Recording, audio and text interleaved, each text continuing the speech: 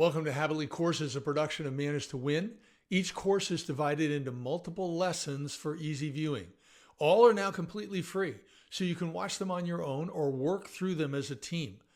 Please subscribe to this channel, leave a comment, and share your favorite lessons with others. Try to find something that helps you be your best. Welcome to our 7th lesson on solving, not selling. This one is about best practice communication skills for service technicians. A cornerstone of solving problems is communication about the issues and how to solve them. This lesson increases your confidence and skills to explain bad news as well as good news, so the fear of the bad news doesn't isolate you and convince you not to alert others of risks. This lesson can be considered a summary or a highlight reel of how to communicate comfortably, effectively, positively, and respectfully with anyone. Develop these 10 communication habits and you will more comfortably talk with anyone about almost anything, including unexpected problems and even money issues. Furthermore, there's some good news. Every one of these skills plays to the strengths of a typical service tech. Did you know there are 3 parts to communication? The words we use, our body language, and the tone of voice. What do you think is the most important aspect of our communication out of these 3? Let me give you 5 options: A, B, C, D, and E. Which combination do you think is the correct answer?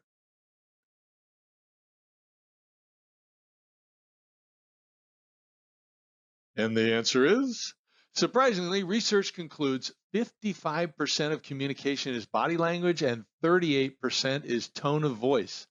Therefore, the words we use are important, but how we say them and behave while communicating is up to 93% of the message we convey.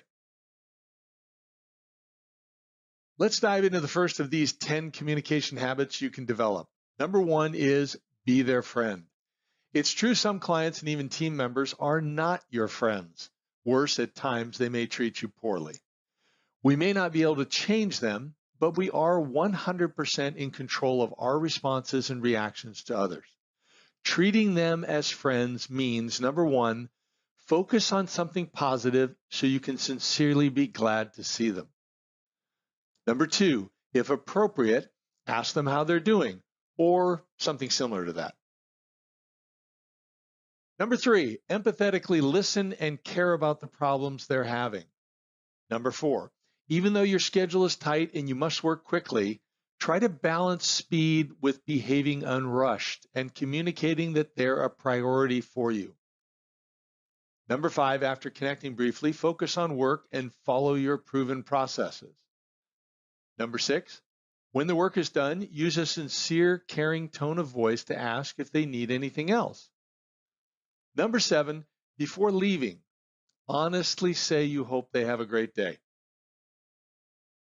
Treating others as friends does not mean we use slang, tell questionable jokes, have a beer, do excessive work for free, or exhibit other unprofessional behaviors that are more personal and risky during our work hours. At all times, we're positive, caring professionals. Number 2, sincerely care. In every communication, seek to put the relationship with the other person first and the business objectives second. Situations can be stressful. However, choose to establish or build upon the trust others have in you and your company. One way to do this is to sincerely care about them, even when their behavior might be rude. Their bad behavior is often not about you. It's a warning that they've got some wounds from life and/or current stress. There's something going on beneath their anger or rudeness. Work hard not to judge them. Be empathetic and move past their disrespect. However, notify your boss in writing whenever a client, vendor, or team member's behavior is inappropriate and/or threatening. There are 2 key reasons to inform your boss. Number 1, that person is probably exhibiting similar behaviors to others, so someone needs to stop it. And number 2, it's better to inform your boss because that other person at some point may complain to your boss about you, and you need your boss to have the proper perspective. Ideally, at all times, we treat everyone with honor, respect, and dignity. Number 3, active listening. Now, this is big. Active listening is a habit of great service technicians. The Learn model on your screen outlines how to become an effective active listener at a glance. We designed this model after studying many online resources, the U.S. Coast Guard's LEAPS method, and of course, our own experience. Listen to the message carefully and attentively. That's the first piece, the L. Keep an open mind to what's being said verbally and through nonverbal communication. Don't be quick to offer advice or solutions. The E is emotions and empathy speak louder than words. It's important to discern the other person's emotions as well as the information they're conveying without initially judging the sender or the message sent. Empathetically, sincerely try to understand the person and put yourself in their situation. The A is ask questions to get more information and clarify anything you might not fully understand. The R is repeat back key parts of their message and their words, or you can put it in your own words to summarize what you heard and confirm you understand the information correctly. The N is the next steps that you're going to confirm, if any, and sincerely thank them for the information. Number 4 is body language. Remember, body language is 55% of the way we convey information. Body language includes our facial expressions, microfacial expressions, and how we posture different parts of our body, such as, are we tilting our head, crossing our arms? Are we facing someone directly or from the side? Although microfacial expressions occur in as little as a fraction of a second, you can catch them because often people repeat them. Service techs must intentionally, naturally posture your body language to communicate full engagement in each conversation, plus respect, humility, confidence, and that you sincerely care about the other person. This creates an atmosphere of safety for the conversation. Sometimes you're working on something while talking with a client. You have to face the equipment or the software you're working on. Therefore, you can't demonstrate full engagement through body language. That's okay, although you should reassure them by saying something before you start working. For instance, you might ask, is it okay if I work while we talk? If they say no, then don't start until they're done talking with you. Also, pay attention to the other person's body language, so apply what you're learning here to understand them better. Particularly watch for angry or aggressive body language, or if a person of the opposite gender is getting too close or sounds too personal. You can also watch for these behaviors, which indicate stress. Number 1 is touching or covering their mouth or covering sensitive areas such as their gut, chest, throat, or head. Number 2 is fidgeting, or the opposite. They freeze. They're motionless. They're standing still. Number 3, if they're standing, they might start shuffling their feet. This can be a subconscious move by their mind to direct them to flee the situation. Number 4, sudden head movements, particularly just before a response. And number 5, suddenly pursing or biting their lips can indicate stress. Number 5, we're talking about communication. Talk their way instead of your way. The primary objective of every communication is the other person fully considers your message. Secondly, you may want them to agree with you.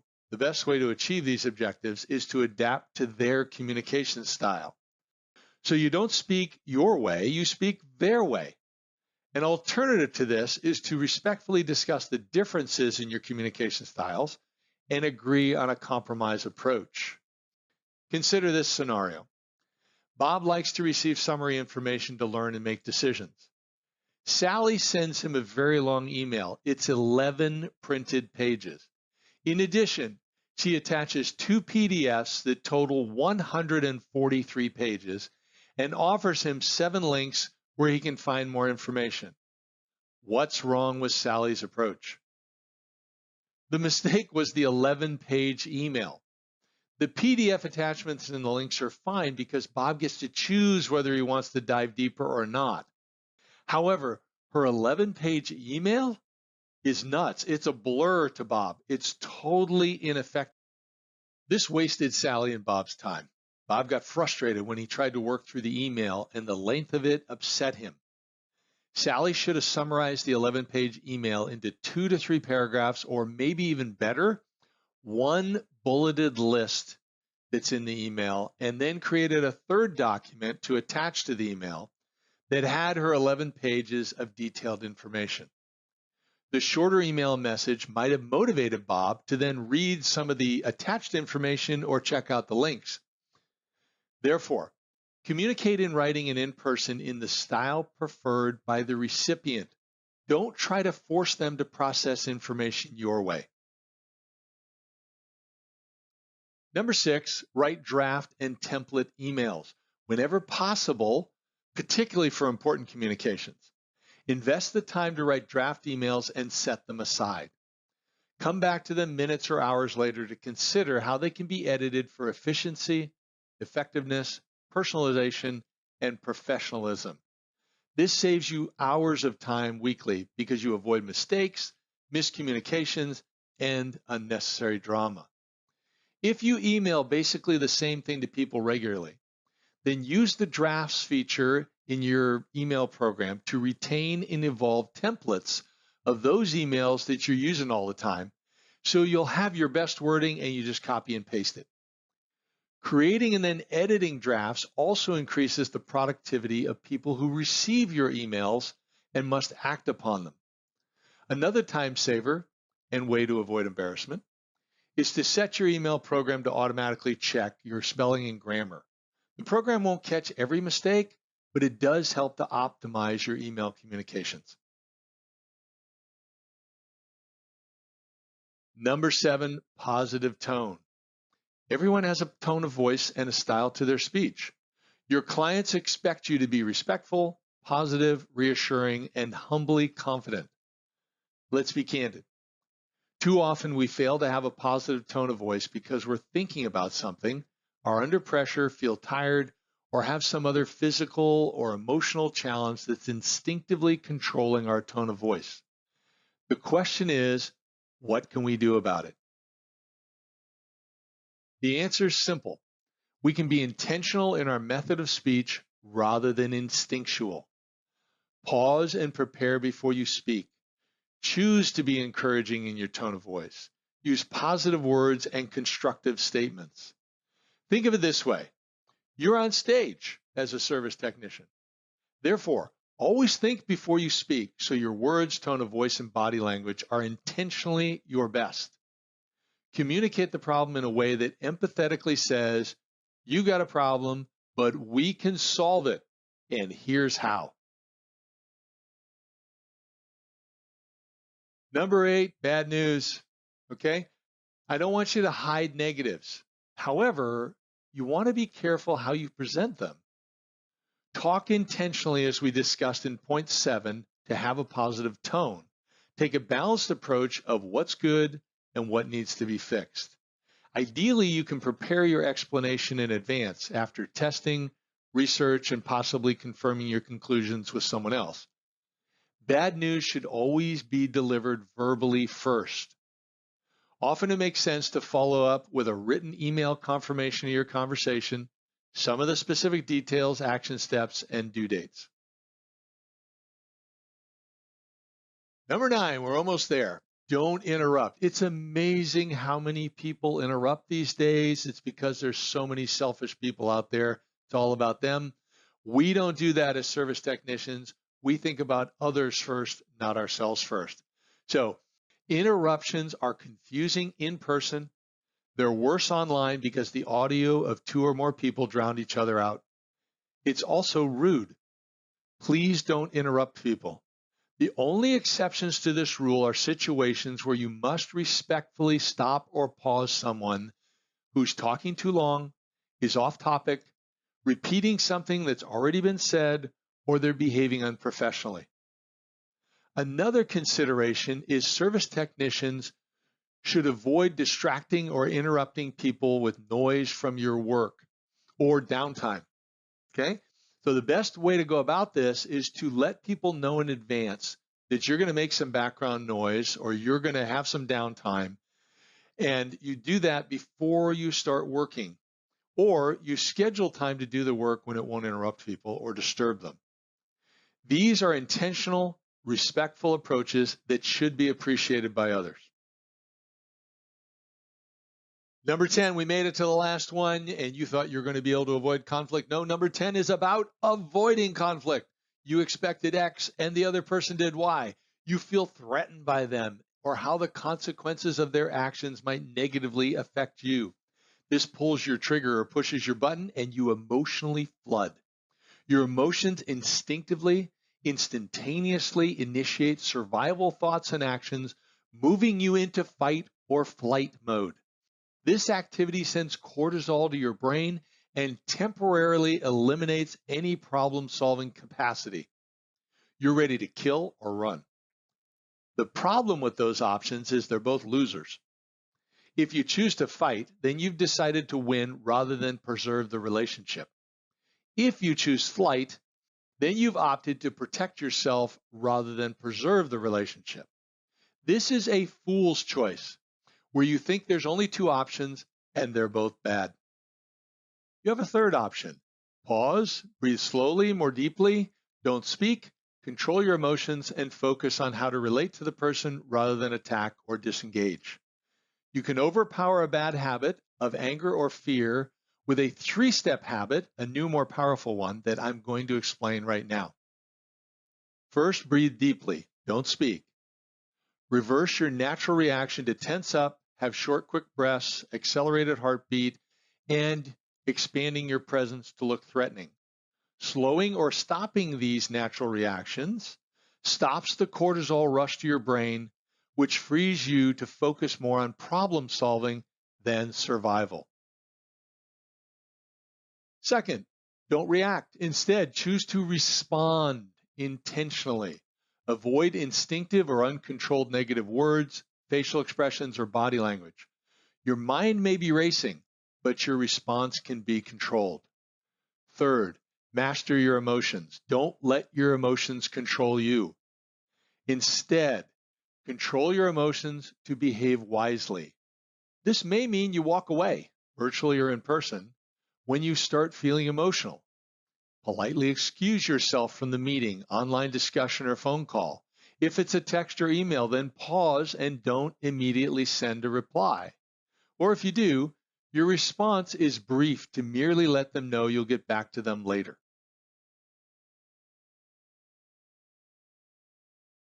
Here's what we just covered. No one does all of these things flawlessly. Therefore, here's what we'd like you to do. Consider these 10 communication habits and choose 2 to develop, because when you do, they will have the biggest positive impact in your career. The first is one of your communication strengths. Make it even stronger. The second is your weakest communication habit. Work to replace that bad habit with a new, more powerfully positive one. Don't try to make the weakness a strength. Just overpower it so that weak habit no longer hurts you, because it doesn't exist. It's stronger. It's at least average or something like that. It'll help you tremendously. This includes our 7th lesson on solving, not selling. We discussed 10 strong communication habits to help you interact with others more effectively. Please consider how these 10 communication soft skills also improve your personal life. Work with your boss, a mentor, or your team to identify your biggest strength and a way to make it stronger. Also, identify a communication habit that's one of your weakest. Decide how to develop a new habit to overpower that less effective behavior. Remember, knowledge has incredible value when it's applied. Don't wait. Start now. Please pass the exam below to complete this lesson and then proceed to lesson number 8. The next lesson is interesting as we consider the behavioral preferences of typical service technicians as you do your work. Thank you.